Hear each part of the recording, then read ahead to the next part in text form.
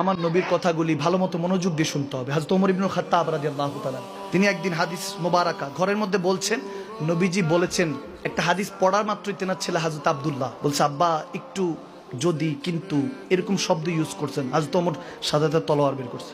আমার নবীর কথা হচ্ছে আবার যদি, কিন্তু, কেন, কি? সুবহানাল্লাহ পড়বেন না? তলোয়ার বের করেছেন। আমার নবীর কথা হচ্ছে আবার কেন, কিন্তু, এসব কিসের প্রশ্ন? নবী বলেছেন ঈমান হলো নবী যা বলেছেন তাই মানতে হবে। আমি ওমরের ছাদের নিচে তুমি কি বারো ঘরের থেকে বের করে দিয়েছে।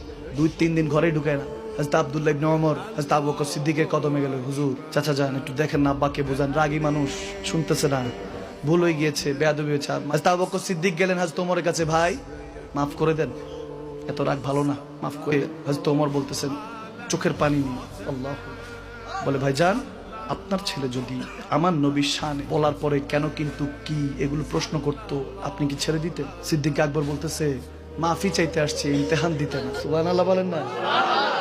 ইয়ারো কা দোস্তি দেখিয়ে, বন্ধুত্ব দেখেন, প্রেমটা দেখেন, এগুলো বোঝার চেষ্টা করেন। কি বুঝেন? কিছুই বুঝেন না। প্রেমটা অন্য বিষয়। সিদ্দিক আকবর যখন এটা বলতেছে, বলে আপনি তো তলোয়ার বের করেছেন, আমি তো গর্দান উড়াই দিতাম।